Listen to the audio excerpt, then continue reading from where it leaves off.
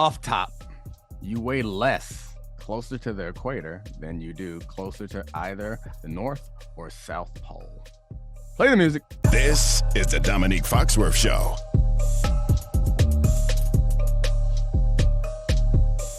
All right, Charlie, what's up? This is kind of lazy. I'm getting lazy on my off tops. I need to come a little stronger. Like, that's not even that shocking. It's like, I mean, I knew that one, and it's been explained to me, and I still don't understand why. So I think it's a good one, solid one. Oh yeah, I fully understand it. I just don't have the time to explain it. That's all. That's. I'm sticking to that. All right, so I wanted to talk about Luka Dončić today.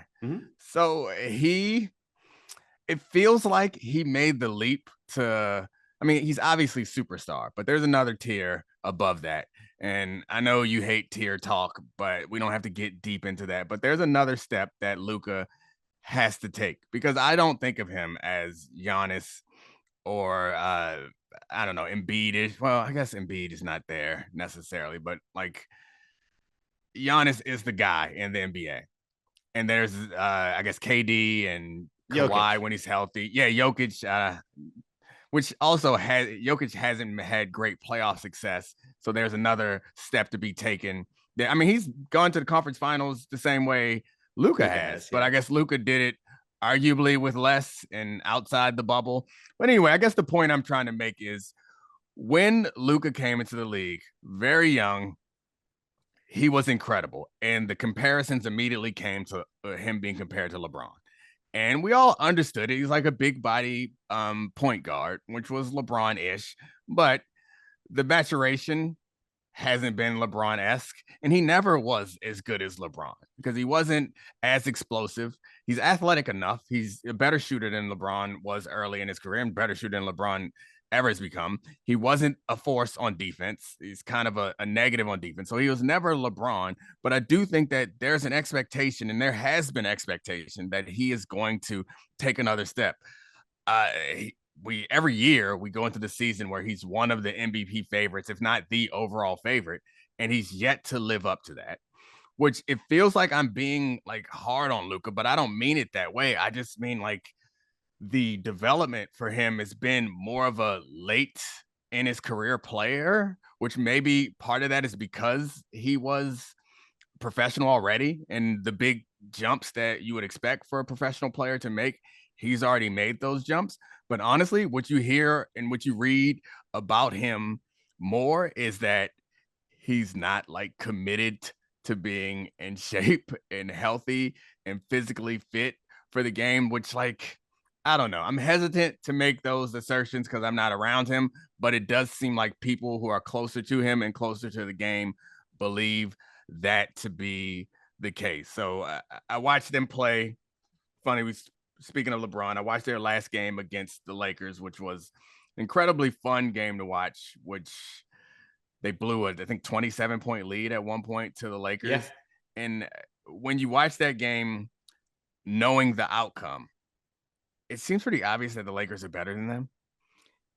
We got to do some Lakers talk after the match. We'll get there. The Lakers are missing a bunch of shots, and LeBron played poorly, honestly. Start to finish, he played for LeBron standard, he couldn't hit a shot. Yeah, he just put him passing out of the post and bullying them. Just completely changed that game. But you're right. He didn't have 27, 7-7 on elite efficiency the way LeBron normally does. And I think Tim Hardaway Jr. blocked one of his shots, which is like, what are we doing here? When that happens, I don't care if you go for 40 when you're LeBron James, I have to label that a subpar game. The thing that was surprising to me is, and I'll give you this caveat, is it's hard to use one game or even a few games to like define who a player is or what a team is. But I fully expected Luka to be better in end of game situations once they got Kyrie. In part because the argument for why Luka, or one of the knocks against Luka, is him not being in great shape, him drinking beer, smoking cigarettes or whatever, and not working out. Luka Dončić. Yeah, him not working out to the level that you expect. And so that would suggest that end-of-game situations are evaluating his end-of-game situations are clouded by the fact that he's fatigued. So you bring in Kyrie Irving, who can carry the load. Like, their offense is good when Luka's on the bench now, which is something that was like ridiculous to think before. Like, they couldn't sit Luka for long enough for him to be in tip-top condition at the end of the game. So I was surprised to see that he wasn't great at the end of this game. I also saw them hunting LeBron, which is something I thought I'd never see in the history of basketball, where they're screening Vanderbilt off of Luka to get Luka matched up on LeBron. Is like, what? How dare you? But I guess he is almost 40, and he did say his foot popped or something in the course of that game. But I don't know. I feel like I've already spread. That was one of my favorite LeBron moments, because like you okay, so it's only funny because he's old and dramatic now, but it's happened for 20 years that it looks like his ankle goes sideways and he just ties his shoe tighter and runs back down the court like a Terminator. But this time, seeing him lie on the ground and be like, it popped. Yeah. And everyone on Twitter is like, his Achilles is gone. Yeah. Because he was up in the air too. Like, it wasn't like a roll. It was so like, I understand why. And I watched this game again. I watched it after I knew the results. So I knew I wasn't nervous with the Twitter crowds. But all right, I feel like I'm spreading out a whole bunch. But where I wanted to focus first, we can get back to all these other points later in the show. But first, I want to focus on Luka and his development, because this is a weird thing that hit me this morning. Is the CBA expires at the end of next season. And all we've been hearing is how they're going to address this player movement stuff. They're going to address the fact that the players can force their way out. They're going to address this in some way, make it more difficult for players to have control and power.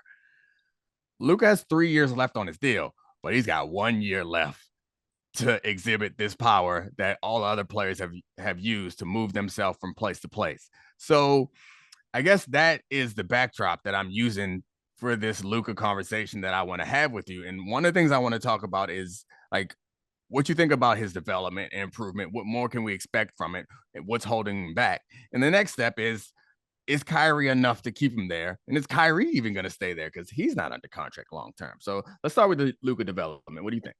So the Luka development is tough because he came into the league as one of the best teenagers ever. Like, say what you want, but like Kareem, LeBron, Luka. We're talking about just 19-year-old basketball players. He's in a really elite tier.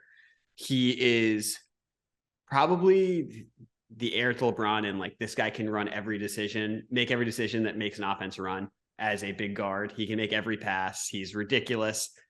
And he gets a lot of James Harden comparisons, rightfully so.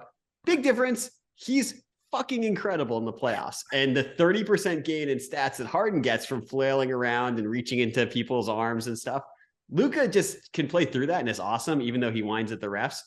So to me, his development, like, he might be slightly doughy and out of shape, and he's still the third best player in the NBA. Like, he's absurd. To me, the biggest thing with his development is the Mavericks' incompetence in building a team around him. And the reason I want to say, can I read you their draft picks since they won the title in 2011? Sure.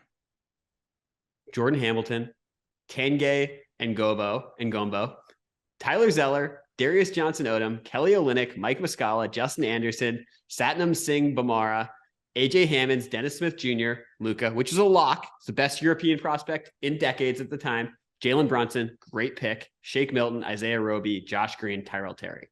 They have gotten, and they turned down extending Brunson, who is at this point a better player than Kyrie Irving. If you want to win basketball games, they turned down signing him for 4 years, $55 million. And they traded for Christian Wood, can't play defense. He's not an elite offensive player. They should be building this team out like the Rockets did with James Harden when they were excellent. Shooters, chasers, support players. And instead, they have a couple guys who have star potential in Kyrie Irving and Christian Wood who can't guard anyone, and they can't draft and sign anyone. This is like, we are teetering towards malpractice of how they built this team around him. Yeah, I mean, and you could argue they did the same thing to Dirk, but I like Josh Green. He's a piece that they have that I think is an Australian player who's really a good enough shooter and good defensively and athletic and explosive. Like, he makes up in some of the areas, but you're right. They don't have enough of those guys, and he's young. Maybe he'll develop into something.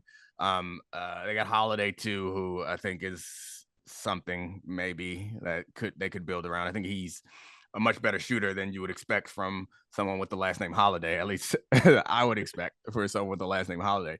But I guess so you brought up the ref thing, and that's another thing that haunts Luka. And in this game, his own coach at the end of this game, his own coach kind of talked about him getting distracted by the whistle and not being mature. And he didn't say Luka specifically, but it's kind of clear who he's talking about, because he said, Jason Kidd said, "I'm not the savior," which like sounds like he's saying, well, you know who is? The guy who's distracted by the whistle.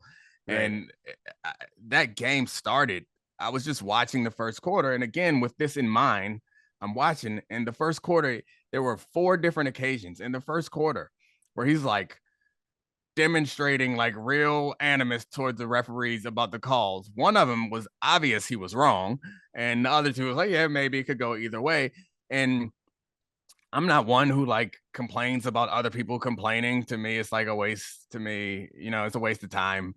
I get it, but I'm not pouring my heart into this game, the way that they are. So like, I get it. I'd rather a guy be upset when things go wrong than not. But if it gets to the point where it's hurting your team, and it's been such a long time that I think it was last year on JJ Redick's podcast, he said he was going to stop chirping at the refs, and he still can't stop it. Like it's it's a chronic issue for him. So how does that weigh into the way that he develops, you think?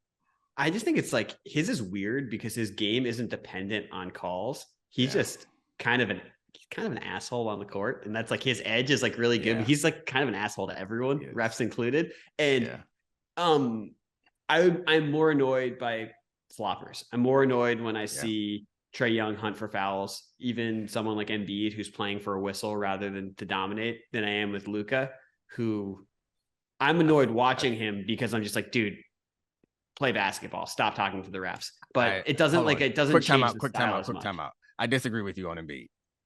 And we both, I'm catching up on my basketball watching. Yeah. And you've watched more than me, so I guess I'll trust your judgment right now. But what I remember from Embiid last season and the couple of Embiid games I watched this season is he's getting fouled. Oh, yeah. Okay, so he's incredible. Yeah. So you said looking for the whistle is different. I think what happens with Embiid is not James Harden or he's got a little coaching, little reach throughs from time to time.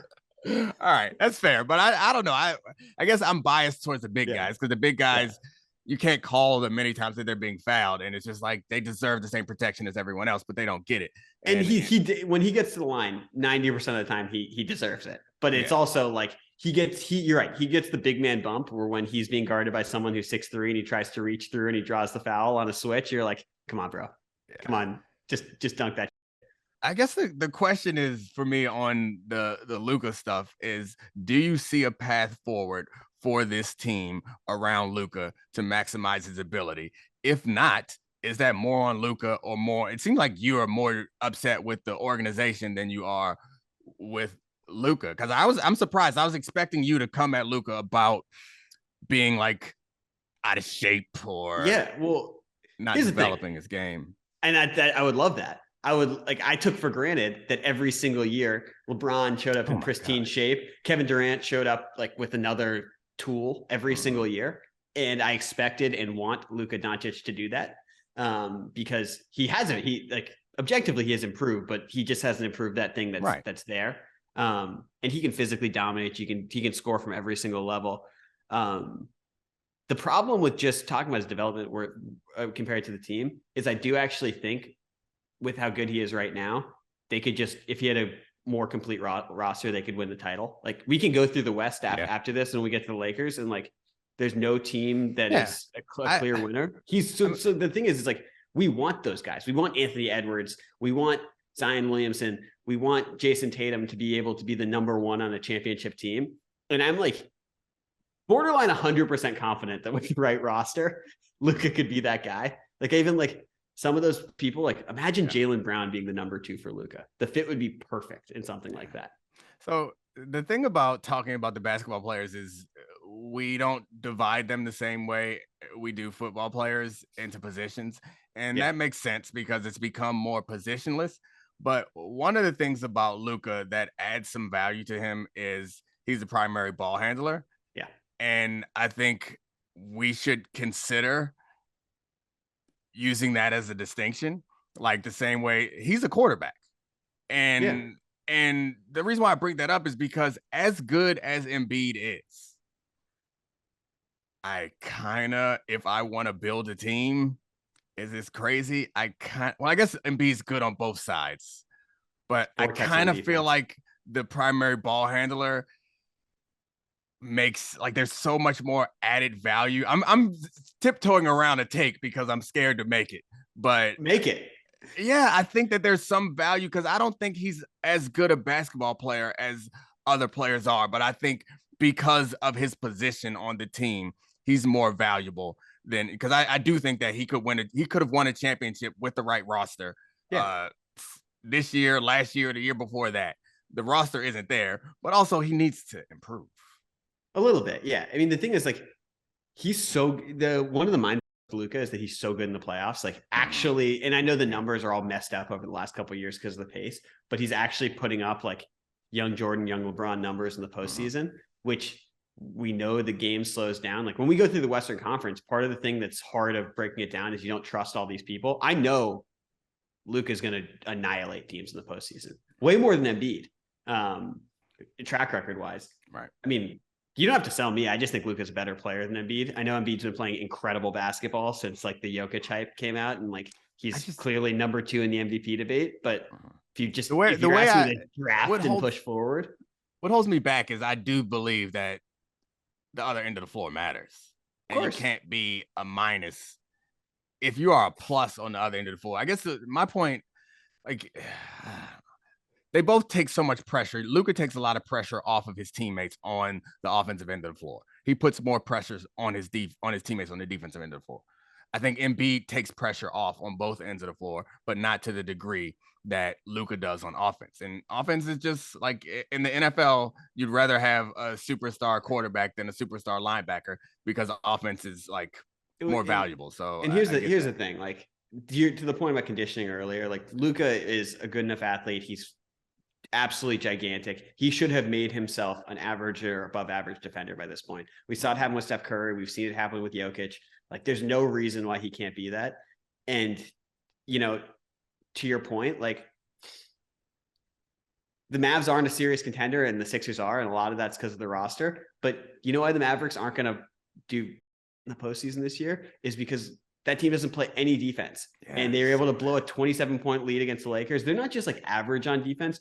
They're abominable on defense. They're 1-3 with Kyrie and Luka together. Both, that just seems like an offensive pairing. And I don't know the roster, the lineup that they can put out there. Like, a lot of looking at the NBA at this point, it's like, all right, 5 guys on the floor, 7-man rotation when it comes to crunch time. Who can win these games? I actually do not see it with the Mavs. Maybe they'll win a playoff round, but they are not serious against the, 4 or 5 teams in the West that are good. Yeah. I mean, I think the Lakers are better than them. Yeah, and I do too. I think the Lakers won that game, and they were getting dominated, but they're getting dominated on the scoreboard because the Mavs couldn't miss from 3 at first. And then when that stopped going in, the Lakers closed the gap quickly and took the lead, all while LeBron was playing a sub-LeBron-esque game in Vanderbilt. So we use this to transition into Lakers talk, you think? Because one thing I want to ask before. You talked about the CBA. Mm-hmm. Luka's under contract till 25, 26. Mm-hmm. When I look at that, I'm like, there's no way he can get out this offseason. Do you think there's a way that he could force his way onto a different team? I don't know. Like, I don't see why not. We've seen people force their way out plenty of other times. Like, I think it's hugely unlikely, but I guess it's a bit of a false deadline for me to say that Luka could force his way out. But I mean, how many times would you have bet that Harden could have forced his way out 2 times? Would you have bet that KD would have forced his way out? And I guess KD didn't, or that Kyrie could have forced his way out of a couple locations. Like, I don't know. It's hard for me to doubt it because players have done it time and time again. And it normally seems like your ability, how talented you are, is really determines how much power you have. And he's as talented as it gets. I think that would break the NBA. Like 23. I'm no exaggeration. 23-year-old under contract for 3 more years, who's going to be a first ballot Hall of Famer, top 50 player of all time, entering his prime. If he was just like, nah, I'm not gonna, I mean, I guess LeBron did it after 7 years, right? He also was a free agent. Yeah, that's fair. He was a free agent. I think that would, like, if that happened before the new CBA, I can't even imagine the outcome. Should we talk Lakers? Yeah, let's talk Lakers, which, like, it's the Jared Vanderbilt podcast now. Let's go. He was Vando. The funny thing was, again, I watched the game already knowing the outcome, so I was watching him and his impact. He started to score a bunch, and then then the commentator started to celebrate him, but his impact came before the scoring.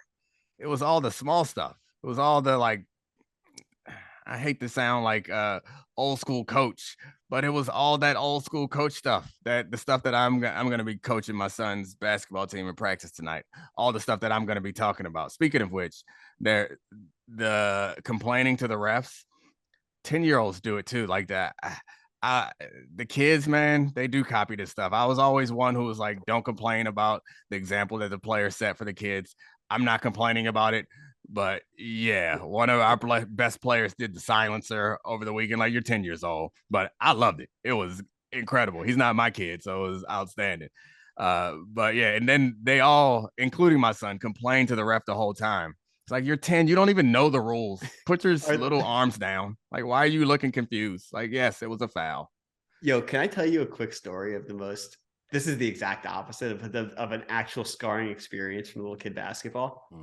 I was on like a pretty good like rec level team in DC I was probably Declan's age. I was probably 10 years old. And we got to a championship game of this like pretty good league. It's like a travel league. We went down, I don't know what the score is in 10-year-old basketball game, 14-10 at halftime. There's no free throws at that age. The other team's coach had them intentionally foul us the second we inbounded the ball for the entire game until the clock ran out. And we like, me and my teammates started throwing up like half court shots, full court shots to try and beat the foul. And we got annihilated. We were all crying on the floor. I don't know. That memory just triggered it. Cause I was definitely someone who was trying to stick my tongue out like Jordan. That coach should be ashamed of himself. The referee came over to me at halftime of the game to tell me about a game that he was reffing, a girls' high school game that ended up being like 80-12. And he said at the end of that game, the coach of the team that was down 12 was calling timeouts to extend the game. It's like, what are you doing, coach? Like, there's no like tests to, I guess, emotional, psychological tests that you have to pass before you are allowed to be around children, but they need one. Some people are nuts. It's ridiculous. Hey, coaches out there, make it fun for 10-year-olds. It matters. Yeah. It's all that matters. Make it fun for 10-year-olds. All right. Jared Vanderbilt. Okay. I will be showing Jared Vanderbilt tape to all of the little kids at 10-year-old practice tonight. Like, his impact was impressive. It was all the explosive, athletic, defensive stuff. He was great in defense off of Luka, great in defense on Luka, and explosive. They started pressing, which is something that I don't like see often in NBA games, and is outlawed in 10-year-old games. You can only press for the last 2 minutes of each quarter. I mean, of each half. But yeah, they started pressing. LeBron's the first one, like full court pressing. It was ridiculous, outrageous, but they're desperate and they play like a desperate team, and it was fun to watch. And AD is back. Hopefully he stays that way. So I always am afraid to bring up the Lakers because it becomes cliche. They're one of the 4 or 5 best teams in the West. Like the addition of Vanderbilt, that's the trade. Obviously Beasley had shooting and Russell's been banged up, but Beasley was so bad in that game. Yeah. And Schroeder's been great. So it makes the Russell addition slightly less important right now until he gets healthy. Vanderbilt lets them go big and be flexible in a way. Like, I look at the West and I see 4 or 5 real teams, assuming health. I see the Nuggets, and you want to talk about operator of an offense, someone who's sort of like a quarterback, Jokic. Yeah. Like, they play this free-flowing, beautiful basketball. I see the Clippers. I see the Suns. Both of those are Kawhi and KD's health. And then it's the Lakers and the Warriors. And like, I think we're careening towards a situation where the Lakers find themselves in the playoffs and like we're going to have a first round matchup of them against like the Kings or the Grizzlies.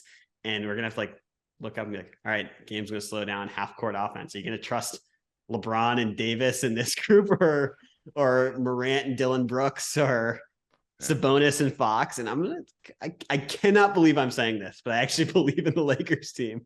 Yeah. I mean, it's hard not to. I mean, especially if you're talking about Memphis, the way Memphis has been as of late. And I'm not sure that a slow game is better for the Lakers.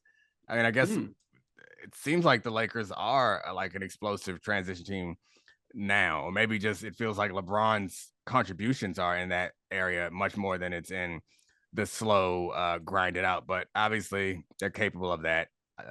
Towards the end of that game, they did a bunch of that isolation with AD, and AD is a problem. But we'll see how they look against tougher defenses. But yeah, it's that awful cliche of the team nobody wants to see. They're definitely the team that nobody wants to see. A team with championship pedigree with 2 all-time great players. If they're healthy, it's going to be a problem. And I don't know. At this point, you can't assume that they're both healthy. Yeah, the Warriors, they're the same thing. You're looking in the play-in potentially, and like, all right, Klay Thompson's averaging like 27 again since Steph has been hurt and like shooting the lights out. And then if LeBron and AD are healthy, the West is like shockingly wide open. We focus on the East a lot, I think, because the Celtics and Bucks are the 2 best teams in the NBA. But like, we could look up and all the debate about the play-in.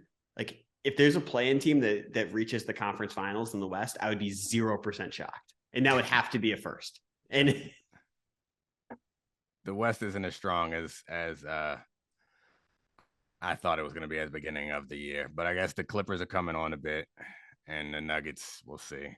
I don't know. I'm looking forward to the playoffs. I can't quit the Clippers, even though they have Westbrook, and even though we can't trust Kawhi Leonard. Like, part of me thinks that like the Kawhi thing, everyone really focused on Durant, and rightfully so. So I was like, oh, this guy could be the best player in the conference right now. And it's like, nah, man, when Kawhi's healthy, he's right there with Jokic as the best player in the conference. And he's just looming with the roster of 6'8" wings that can guard everyone. All right. Before we go to Roses and Thorns, I want to pick out a Wednesday game that I'm going to watch. And I think I already found it. So we're looking at Lakers Grizz is a possibility. That seems like the best game. We got Clippers Timberwolves. I like Lakers Grizzly. I think that's the game I want to watch, is because the Lakers are in playoff mode already, where they can't give up any games. I guess we got Thunder Kings. Nope. Lakers Grizz Wednesday night, 7:30. That's the one. You, my league time brother, you're gonna watch it with me. Okay, sounds good. I cannot wait to hear your takes on Dylan Brooks. You're either going to love him or despise him after this game. Dylan Brooks is the nut puncher, right?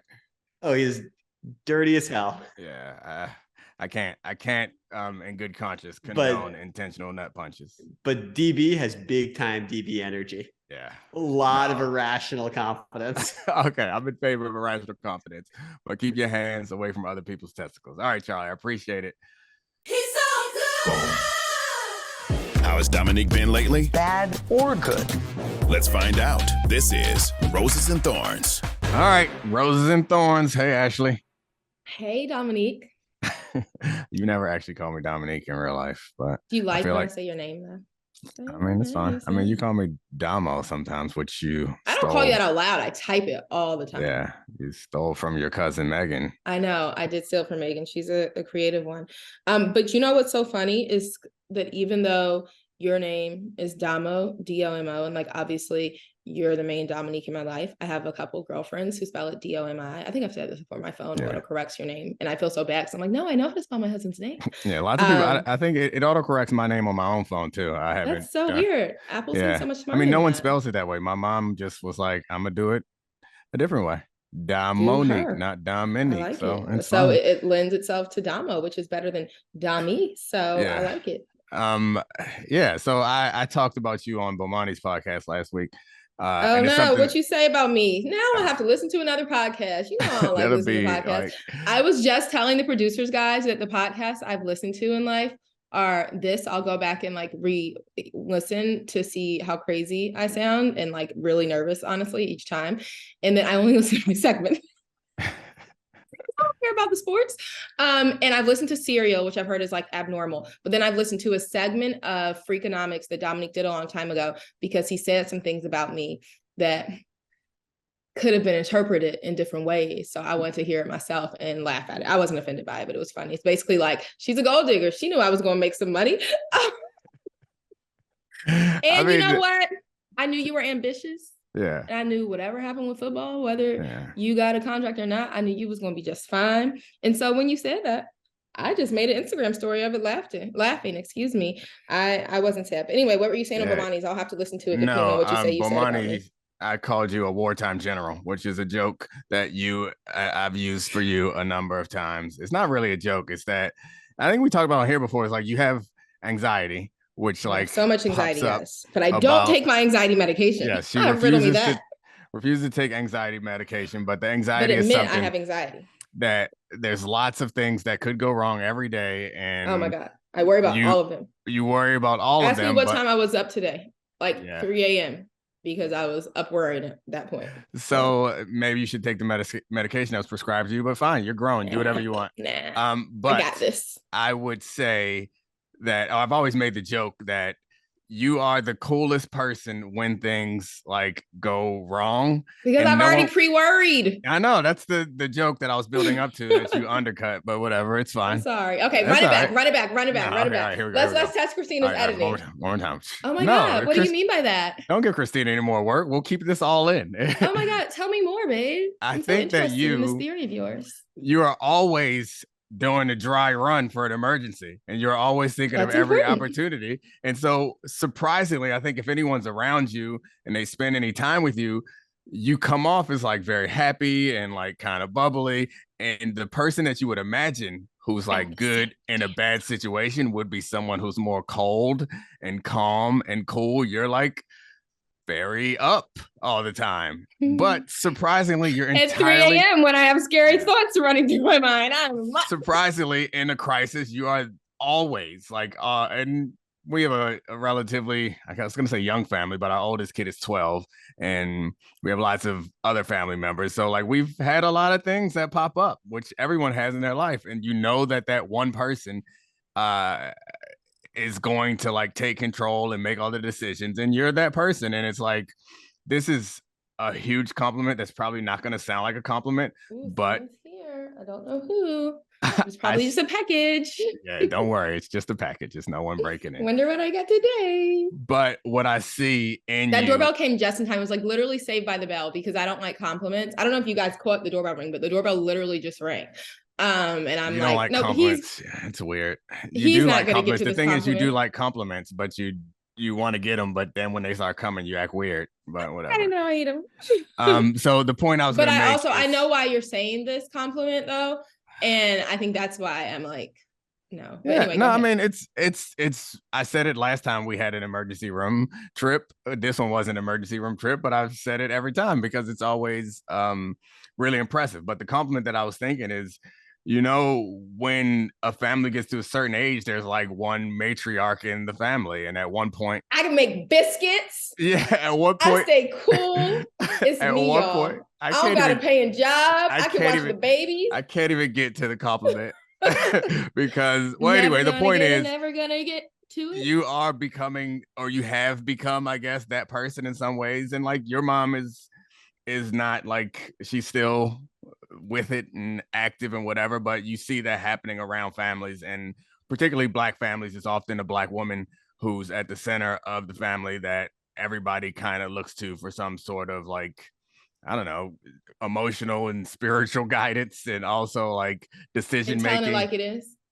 And tell it, yeah. Am I going to be able to tell it like it is? Do you I already have that do. aspect of my mother? Yeah. Well, you don't do it as much as your mother does, but you already started to do it to me. You practice on me about other people, but I do think that about I was go ahead. The compliment. I'll be quiet. I know that. Get your compliment out, and so we can move on from this. All show long, all the time. So this is clearly your segment, and you clearly want to take the reins. So I was saying, I don't like what you're talking about. I see that in you, and makes me proud, and I appreciate it about you. And Thank blah, you. blah, blah. I There you failed go. at it Nice last yellow night sweater. though. We talk about like we all our kids are great in our eyes, but obviously no one's perfect. We're not perfect. Our kids aren't perfect. And we joke sometimes on here about how our son is Justin Jefferson, but we're so spoiled. One of our youngest daughter, she can be whiny as I'm sorry, Christina. She can be so whiny. Like she is so needy and she's 6. And like when my oldest daughter was 6, she had 2 little siblings, like had 2 little siblings too. So yeah, she was like great and on top of stuff. So, and even when our son was 6, he was like wild, but he wasn't like this. Like, I mean, I think it's because she's the baby and I'm like, you're my baby. But now I'm like, stop being my baby, grow the F up. But she's just super whiny. Like, so she's who comes in my room at 3 a.m. to like, be like, mommy, can I just sleep with you? No, because you dig your feet into me all night when you sleep with me, so you can't. So at this point, she has her gymnastics mat is on the floor of my room in a sleeping bag because she won't leave. Like she'll come back time after time. She'll go wake up her sister. She won't mess with her brother, but she'll go wake up her sister to get in his bed. So when she comes in at 3, eventually I'm like, okay, Amy, just go lay on the floor. Like you're not going to kick me all night because I'm a light sleeper and I want to go back to sleep. But then lately the issue is she comes in at night. And once she comes in, I'm thinking about stuff. Like, and it's not even worrying, but I'm like, okay, what can I do for this tomorrow? What can I do about this situation? Like I'm angry. This is what I want to tell this person about X, Y, and Z, but I'm never going to tell this person that. And this is a note I want to write to this person. Let me remember it. Eventually. What'd you say? I mean, you always do end up telling the people that you want to tell. You end up telling them the stuff that they need, that you believe they need to hear, but it takes that I believe they need to hear. Thank you. That got me back to my point though. But so again, our kids aren't perfect. Our oldest, who generally is our most easy child, we were somewhere last night around like family friends, just me and her and a longtime family friend of mine who's like not her aunt or uncle, but like I've known him since like high school. And my oldest has a problem, I think it's because she was like the oldest child in the family, where sometimes for a long time, and like she would hear like me and my siblings go back and forth with each other. And you know how like we just like to give each other a hard time. And like it's not like joning, but like I don't know, we just tease each other. But sometimes she forgets that she's not our age and like she's funny and witty. So sometimes, especially with my siblings, she won't do it with me, but with like my sisters and my brother, she'll like say jokes that probably aren't appropriate for like a child to say to their aunt or uncle. But she did it last night. And like it's like I think she's like she's getting older. She's trying to like discover her little sarcastic sense of humor and whatever. But like she's also too young to sometimes know when to stop. She's also too young to know that when her aunt is looking at her like this, it means shut the fuck up, not oh yeah, keep going. So after we got in the car, I kind of waited. I cut her off a couple times last night, but I didn't like pull her aside and say like da da da da or say that in front of the whole group of people. But once we got in the car, I found myself doing old school my mother with her, like not cursing at her, not like yelling, but just calmly explaining to her like how that's so inappropriate, but like calmly, but like searing, like she knew it was something she better not do again. And like I felt bad because she was real upset or whatever. But I was thinking about it again. One of the things I was thinking about after 3 a.m. about how I just didn't like, I don't like when she does stuff like that. And I had nothing else to think about, but also 100 other things to think about at 3 a.m. But I was thinking about that and I was like, damn, my mother would have just cut her off right then and there and ripped her up. So I have a ways to go. I haven't perfected my Joanne. But she wouldn't have ripped her up. My father would have. She would have been like, Alan, you ripped her up. I mean, she's so I'm working on it. She's the oldest of all. She's like the first grandchild, and she's also like sides. Very mature generally, I think, even for her age. So when there is no group for her, like she's not in the little kids group and she's not in the like aunts and uncles group, like she gravitates to the aunts and uncles group. And I think we've allowed them to reinforce, and also we, by allowing it, have reinforced some of that stuff. Like she says something that's funny amongst people that know that she loves them and we all love each other and we all give each other a hard time, and then we laugh at it and she's like, oh, let's get this positive reinforcement. Then we're in another setting where it's like they don't understand and they don't appreciate it and embarrassed by it. So like, yeah, it's on her, but it's on us too. But the good thing about her is like I don't think it'll be a problem ever again. Yeah, she takes I know. She takes criticism so hard. Like, as a child, as a baby, as a toddler, she might have peed on herself a couple times, but one time we talked about my little one's recent stomach bug. I remember Avery was like 3 and she had a stomach bug and she had diarrhea in a pull-up. So it wasn't even a diaper. I mean, it wasn't even underwear. It was in a pull-up.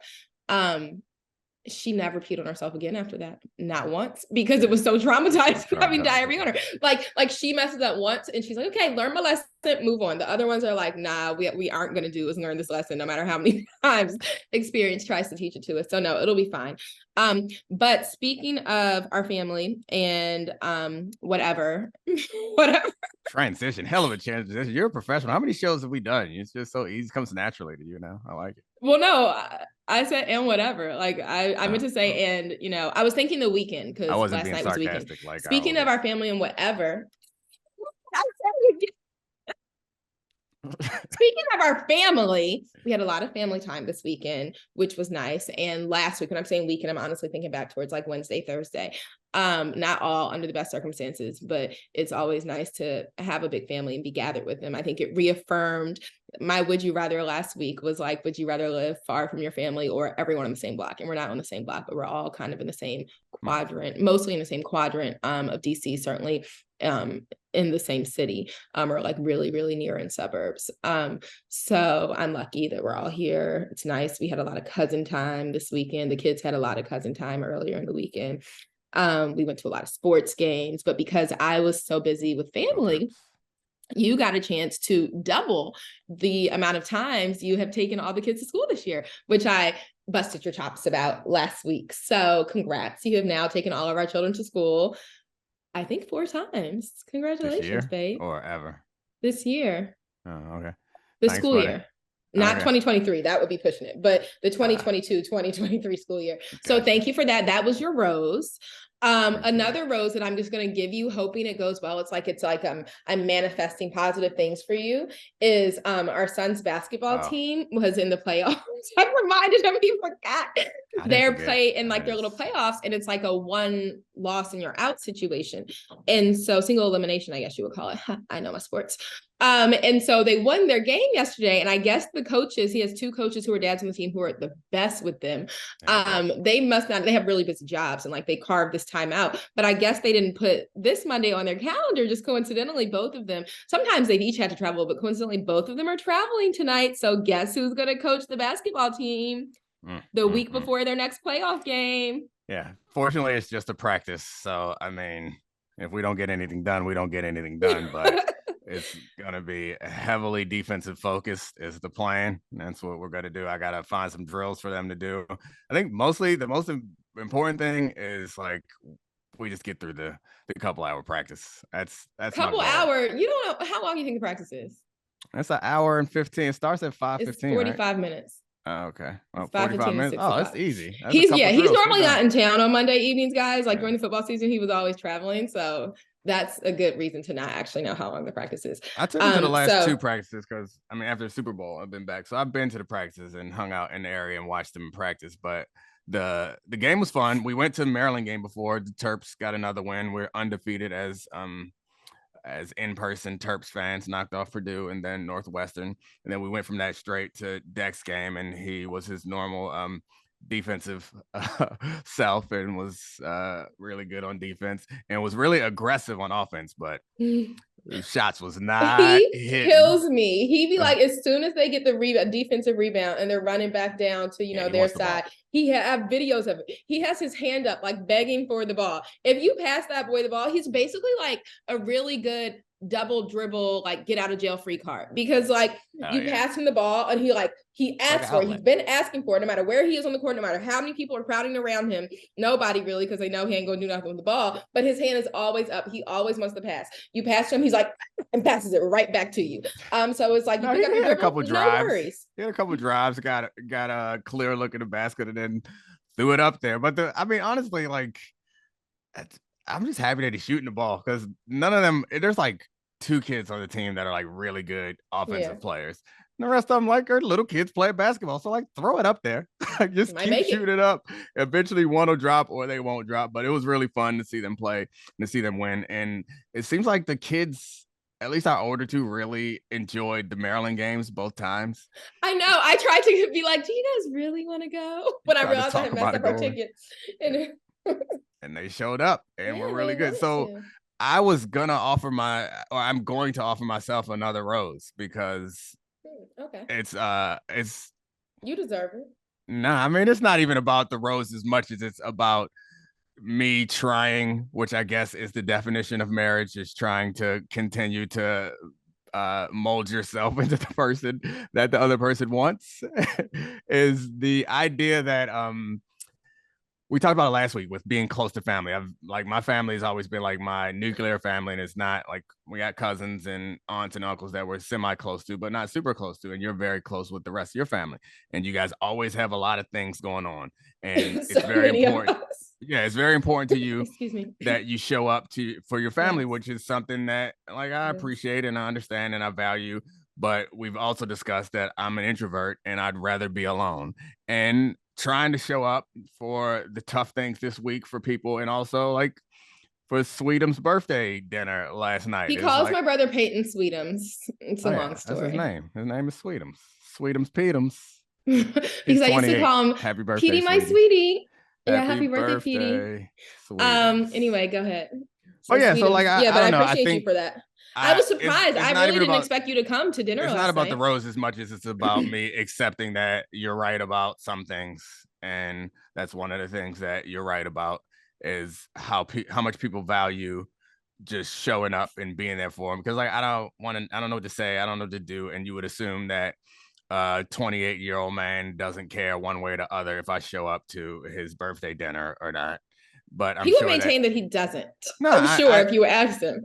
No, I'm sure he doesn't like that specifically. But I think that it's like a chip in the bank of whatever that like shows that you like genuinely care and love someone. And sometimes you got to go into that account when you need something or when you can't make it to something. But like I finished my work. I couldn't go over with you guys initially because I had work to do. I finished my work and I was like, all right, what am I going to do? Play Xbox, take a shower, watch a TV show. I don't know. Enjoy alone time, aka my favorite thing. Right. And I was like, you know what? I'm going to show up for my man Sweetums. And I went and showed up. I wasn't in a great mood while I was there, but that's all right. I was there. You were there. I was there. I got it. The next step is to like not be antisocial and grumpy the whole time there. But I mean, I was there. Baby steps. Hey, happy birthday. To Big Sweet. Okay, we got to quickly get to, I'm sorry, I do have a thorn and it's not about you, but my first question is, it's related to the thorn. Why do you think I'm wearing a yellow sweater? Because earlier today I was wearing like all brown. Literally, I looked like the poop emoji and I was like, I'm staying in this. I don't even care. This has been a poopy week. I'm looking like poop and I'm fine with it. But then I do still have on my brown pants and shoes. Okay, so why am I wearing yellow? You're festive and you dress for whatever, no matter what. I'm wearing a bright yellow sweater right now. Yeah. And I'm not in a bright mood necessarily. But why am I wearing yellow? All right, how can I? All right, so it's not Black History. It's not Valentine's. We're past that. Women's History Month is next month, right? Yeah. Sure. I don't know. You're gonna have to tell me. I know Ash Wednesday was last week. Is yellow a religious Lent thing? No, although it does make me think of Easter coming. Oh my God. Speaking of, I took Declan to Ash Wednesday mask. I was gotten in so much trouble for this when I was little because he was home with me Wednesday. He wiped his ashes off. He's like, as soon as he got out of church, he's like, I don't like these. I was like, what? They're not bothering you. But whatever, that's fine. Okay, he don't got to walk around advertising the Catholic Church. Good. No, I know, but are Catholic people the only people that do the ashes on foreheads? Absolutely. Really? Okay, he does not have to. And, I think it's interesting because actually the reading that they always do on Ash Wednesday is like, don't let your right hand know what your left hand's doing. So like, when you are give in secret, like when you're fasting, come out looking good. I mean, that's not what the Bible says, but like, don't tell people, like be humble and don't, always try to show. So it's interesting that it's like, but leave here with these ashes on and maybe get in trouble if you wipe them off because you got to remind the whole world you went to mass today and remind ashes to ashes, dust to dust. The Catholic Church. Well, I guess it's also an advertisement for yourself. It has nothing to do. My yellow sweater has nothing to do with that. It's because, the Grey's Anatomy season finale was last week, and I had already started saying it, and the episode was called I'll Follow the Sun. Why was it called I'll Follow the Sun? Because one of my favorite lines of Grey's Anatomy, I believe it has cornily, but not that corny because most people don't get it, who are my friends on Instagram, posted a picture with the caption, let me see if I get it right. When Christina Yang was leaving Meredith's person, like it's after season, I think 11 or so, when she was leaving Grey's Anatomy, her last thing she told Meredith was Meredith's husband, who died, they used to call him McDreamy. And so Christina was like, don't let, oh my God, I said, let me see if I can get it right. And now I'm like going into the exact, I was psycho. But I believe what she said was don't don't let what he wants, or don't let his wants eclipse your needs or something. He may be dreamy, but you're the sun. So she called Meredith the sun. So the episode where Meredith's leaving, it's called I'll Follow the Sun. She's like going on her own path. But my thorn is this. Y'all know I love Grey's Anatomy more than anyone could love Grey's Anatomy. If there's any room for a Grey's Anatomy spinoff from this, I guess this is a segment, but I think we should do a segment spinoff into a Grey's Anatomy only podcast. I'll obviously wear gray all the time, except for maybe if I have to wear yellow for Meredith. I'm all for it. That last episode, Meredith has been on that show for 19 seasons. It wasn't amazing. And I'll admit, like, we had a situation in our family, tragedy in our family, where I lost an uncle I was very close to. That was the night before. So I thought about it and I was like, you just weren't. I was in bed, like half watching, half like kind of upset. I was like, maybe I just wasn't in a place to watch it. But thinking about it, like objectively, thinking back on it, no, it was just objectively like not like, wasn't the big send off that it didn't give what it was supposed to give, as the young kids on Instagram might say.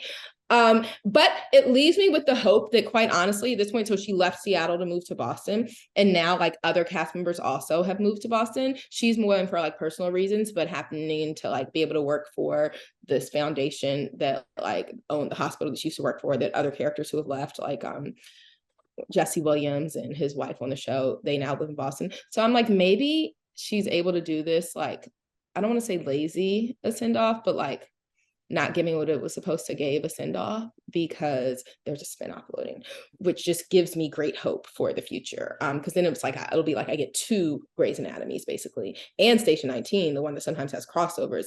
But so that's my thorn, that like I was kind of disappointed. Like I went into it thinking like I'm gonna cry, and like my uncle died, and like, you know, when I was around my aunt's house with all my cousins, like I was like, I'm not crying here because like, you know, I just want to be supportive of them, and like I'm going to try not to cry here. But you know, sometimes you just want to let tears out. So I was like, you know what?